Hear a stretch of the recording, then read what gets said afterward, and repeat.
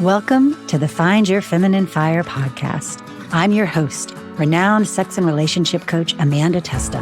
And if you are looking to reclaim your sexual desire, take sex from a to-do to something you look forward to, and enjoy deeply connected relationships without adding more to your already full plate, then you are in the right place. Listen in to discover how to fan the flames of your feminine fire, fall in love with your sensual self again, and experience intimacy like never before, all in a way that feels really good to your system. Make yourself comfortable and enjoy the episode. Hello and welcome to this week's episode of the podcast. We are on episode 6 of our 6-part series on sex, creativity, and power. Today we are talking about sexuality and creativity as a spiritual practice, and also how when we dive deeper into this work, it inevitably enables us to do more for the collective. When we better care for ourselves in a way at the root level, right? Not just surface level self-care as we talked about last week, but deep self-care, we are able to better co-create a world that we can all thrive in.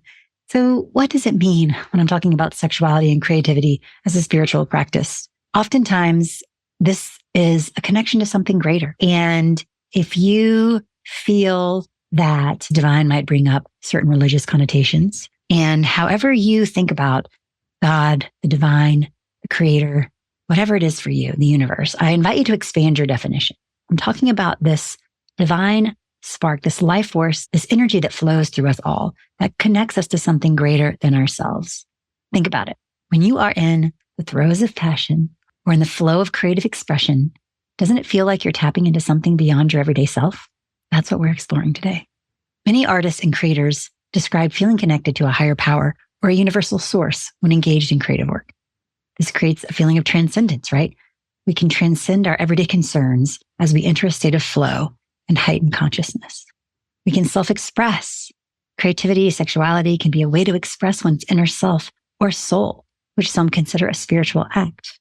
We often get inspiration and downloads from these spaces, these sudden insights or ideas that can fuel our creativity, that can fuel our connection, can be viewed as divine inspiration or communication from a spiritual realm. And there's a sense of transformation, both the creator and the audience, both whoever you are creating with, whether that be a creative act or creating sexually, can transform us. We can be different. And this can be a spiritual process. Also, there's a unity to it. When we have this connection to something bigger than ourselves, there is something that can unite people across cultures and backgrounds, fostering a sense of shared humanity. There's meaning making. Creativity often involves exploring life's big questions and creating meaning, which overlaps with spiritual pursuits. There's so much healing because these activities can be rejuvenating. They can be healing. And I'm going to talk a little bit about flow state. And forgive me if I mispronounce this name. But in his seminal work, Flow, The Psychology of Optimal Experience, Mihaly Csikszentmihalyi outlined his theory that people are happiest when they are in a state of flow. This is a state of concentration or complete absorption with the activity at hand and the situation. It's a state in which people are so involved in an activity that nothing else seems to matter. The flow state is known as being in the zone, in the groove. It's an optimal state of intrinsic motivation where the person is fully immersed in what they are doing. And this is a feeling we've all had at times. It's characterized by feeling totally absorbed in something, fully engaged. There's fulfillment, and there also is a skill involved. And during these times, concerns, trivial concerns, time, food, ego are typically ignored. So this is just about being involved in an activity for its own sake. The ego falls away, right? Time flies. And I think this is such a powerful thing. When we're talking about achieving flow, he says there's a few key pieces here. And I've found in my experience, so key in creative expression and sexual expression. The first one is challenge, skill, balance, right? There has to be some level of challenge, some level of, it's taking some effort, right? You're merging a sense of action and awareness. There's a clarity of goals. There's immediate and unambiguous feedback. You're very concentrated on the task at hand. There's a paradox of control, transformation of time, loss of self-consciousness. So there's this balance that must be struck between the challenge of the task and the skill of the performer. The challenge is too easy or too difficult, flow cannot occur. as both skill level and challenge must be matched and high. If skill and challenge are low and matched, apathy results. This is so key when it comes to sexuality as well, because if we are not feeling comfortable in our expression, as we've talked about in previous weeks in this 6-part series, we're not feeling comfortable to express ourselves. If we don't know what to do, there is a challenge there, right? We can't show up fully. And when we can't communicate with our partner, so there is a joint expansion that's happening so that we both are putting ourselves fully into the situation. We're learning and growing. Again, that flow state can't happen. This is why it's really important to not only practice sensual self-care, but also learn new things, right? Become skilled so that this feels more like an act of deeper devotion to the relationship. This is what sacred sexuality is about, is really consecrating this connection to a higher power and realizing this is a gift, this gift of connection, this gift of pleasure.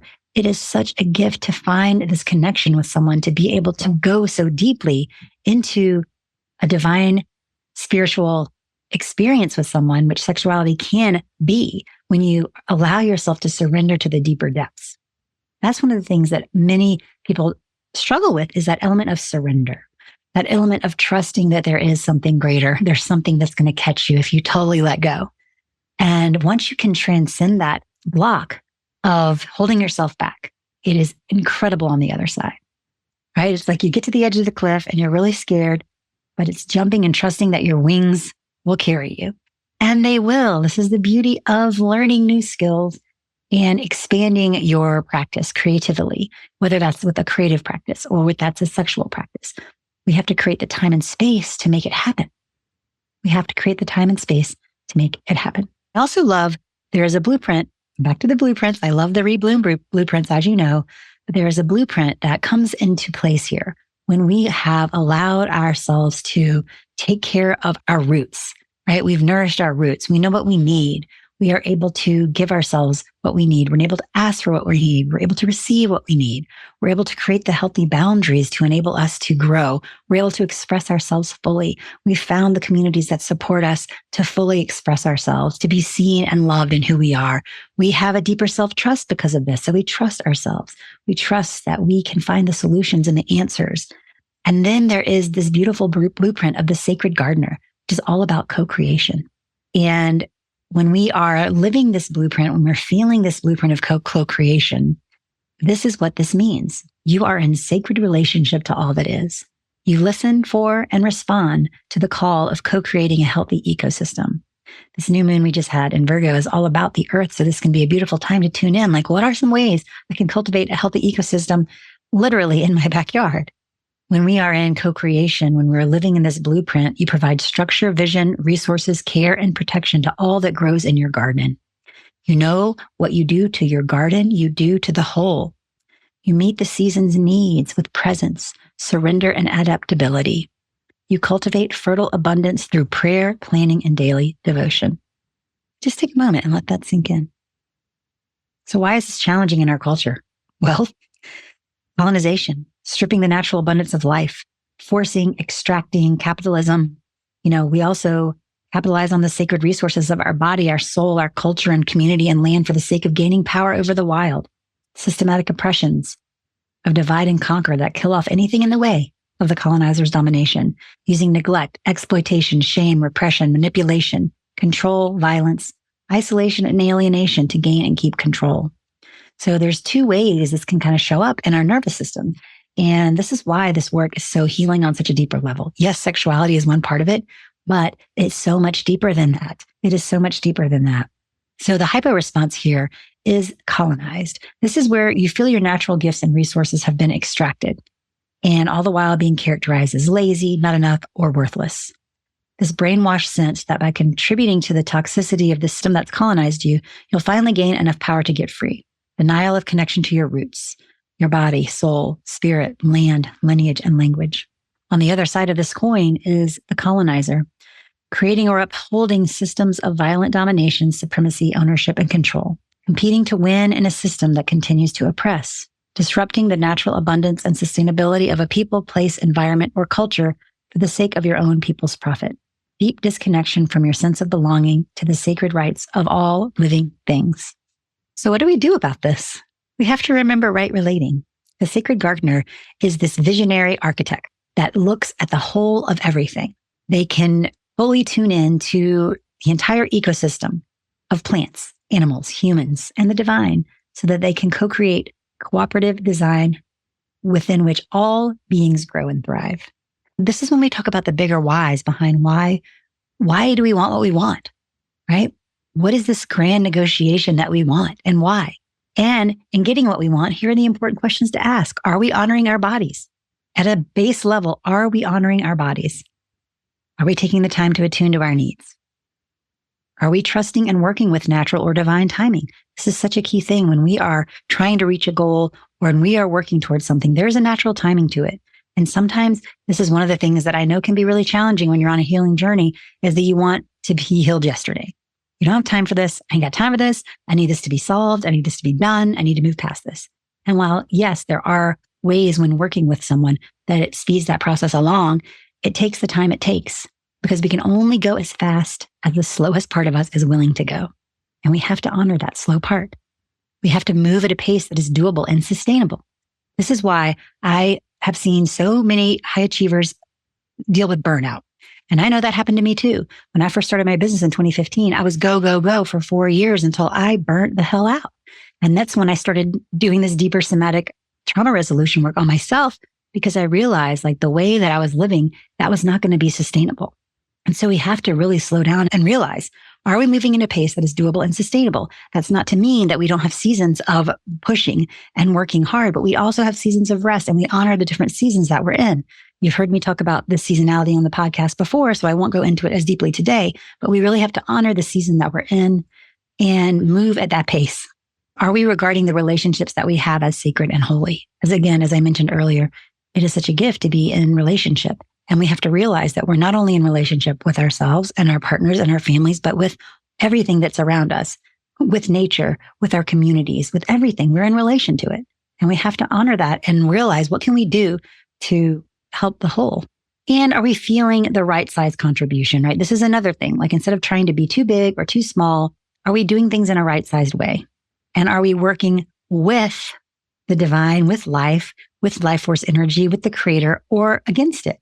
Right? There's so many isms that have made our culture quite toxic. It can be hard to wake up and remember right relating. But that's why we can start small, right? We can start with our body. We can start with our lineage. We can start with our community. We can start with time, with our energy, with money, to our own divine gifts. And I think this is such a beautiful thing because there's such great potential and it's not too late because it can be easy to feel like, oh, what can I do? It's too late. Everything is such a mess. But I think that's the beauty is realizing like, I have learned all this from masters. I am just a student and I am constantly a student. There are so many amazing people that I have studied from and with and still do because I am actively unlearning so much of what was conditioned into me. But I think the key is that we really have to realize there's so much hope and there's so much we can do. And when we can take care of ourselves so that we can better serve others, it's really the highest expression of love. And we can do it in a way that feels good to our systems. There's a lot here, right? This is extremely deep and nuanced. And so often when I'm working with people, we go way deeper here. But I think that it's just remembering there's ways that we can come back to co-creation. So how do we do this? As I said, is the work that we're doing, is the processes that we're in, is the way that we're going towards our goals, is it sustainable and regenerative? Do you feel like you can breathe and expand and rest and digest inside in what you're creating? Because I think one of the other things about growing, I know I've seen this going around on the internet recently, this image of a dahlia that's kind of blooming. And as it blooms, it contracts and it expands. It contracts and it expands. It contracts and it expands. There is a toy often that we'll use in somatic experiencing as we describe healing because it's that same type of thing. And if any of you have kids, you may have seen this. Like it crunches down into a little ball and then it expands into a big ball. And that is how we grow, right? It's not linear. There are periods of contraction and periods of expansion. And we really have to honor that. And we have to follow those seasons that we're in. If we're in a season of expansion, are we taking good care of ourselves? Are we doing it in a way that's regenerative? Are we doing it in a way that's unsustainable? And when we're contracting, it's honoring that and giving ourselves time and space to be in that. Surrounding ourselves with supportive community, doing the self-care processes that help us take care of ourselves when we have that contraction. And it's very, very common after a big expansion that you'll have a contraction. It's so, so common. It can happen, say sexually, you have some huge, expansive, transcendent experience. And then afterwards, maybe there's a big shame spiral, or you feel fear or shame or whatever it is creep in. That's an example of the contraction. And you move through that by just honoring your growth process and realizing, oh, this is normal. This is to be expected. How normal it is that when I hit this new level of expansion, that all the fear and everything that's kept me small is going to come rushing back in, because all our nervous systems want is to keep us safe. And growing and learning new things and expanding is challenging to that. Often we remain stuck because it's familiar and it's comfortable. So just knowing if you feel these contractions and expansions, that's very normal. We have to honor the timing. We can't rush things. And when we think about the seasons, right, sometimes we might be in a winter and we might need more time to just gestate what we're gestating. If you think about winter, it might look really dead on the outside, but underneath the surface, there's so much happening, right? There's so much happening beneath the surface. And also, maybe it's time for harvest season. Maybe there is something that's ready to be harvested and you're holding it back. So that's something to think about too, right? So often I have so many people that I work with that are high achievers, and they've worked so hard and they've done so much, and they feel like maybe they're kind of stalled out. And so then it's noticing maybe there's time of rest that needs to happen. Or maybe there's people that have done a lot of studying and they've done a lot of growth and they have come pretty far in their career, but they know that next level is right there, but there's still some fear holding them back, or they're holding back that like harvest. They're holding back that expansion. So again, when you're in the right timing and you trust the size, you're doing it in a way that feels right size to you, right? That you are not extracting from yourself, then you can grow in a way that feels good. And then most importantly, are you honoring all beings involved? Are you forcing what's natural into being? Or are you loving and accepting yourself, others, and life itself? Are you trusting your own natural blueprint, your own medicine to come out? So we have to have compassion with ourselves, right? These are all just steps in a big process. This is why over this 6-episode series, I have tried to break down a little bit of the different steps because they all build on one another. We have to use each one. And maybe in some areas you have more strengths than others. And that's another beautiful thing to notice. If you have a lot of strengths in one area, you can use those strengths to help strengthen the other areas where you might be a little weaker, right? Maybe you're really, really good at setting boundaries, but you're not really good at meeting your own needs. So that could be something where you can use your strength of boundaries to create more space to honor your own needs, to take care of yourself, to spend the time to practice that. This is just one example of how this works. As we wrap up this 6-part podcast series on sex, creativity, and power, I want you to pause for a moment. And if it's possible and safe to do so, if you're not driving, just allow your eyes to soften for a moment.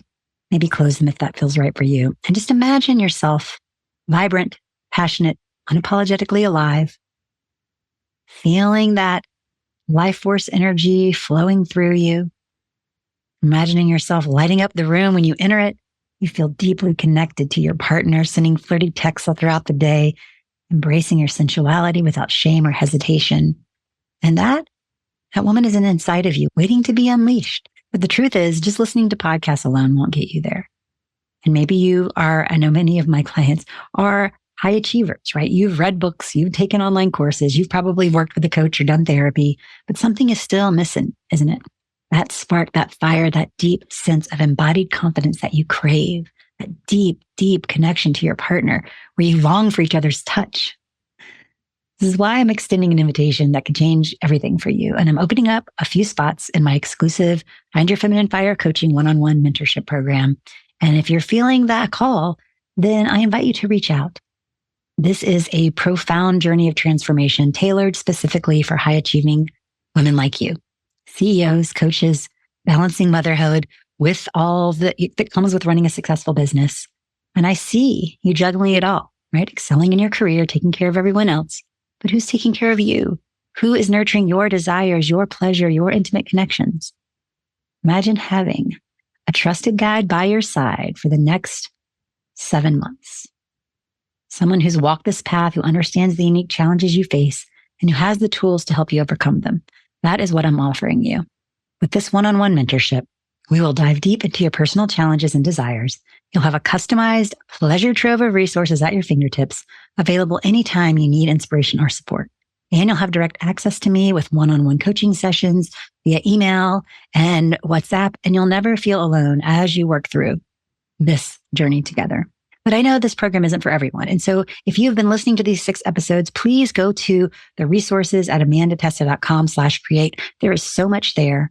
But if you are ready to prioritize yourself, to challenge your beliefs about pleasure and intimacy, and are prepared to show up and do the work to get to that next level, then I promise you the results will be life-changing, because you can wake up every day feeling deeply connected to your body, confident in your sensuality, and excited about intimacy.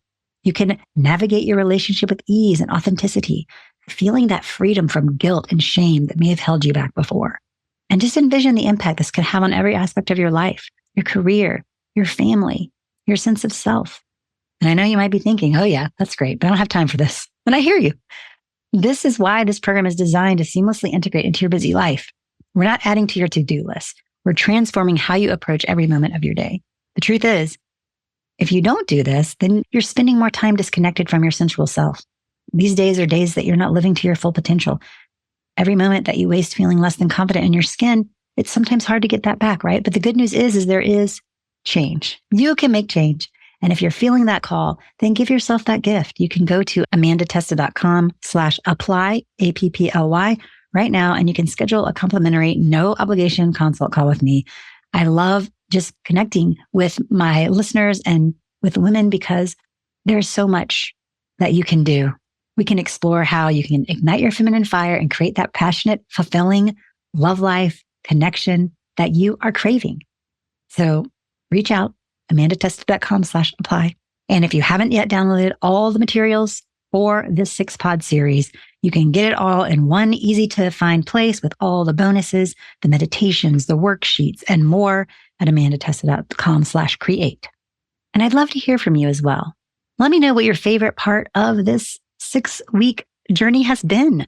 Share with me. You can email me directly at amanda@amandatesta.com. You can find me on Insta at abtesta, and I will look forward to seeing you next week. Thanks so much for listening.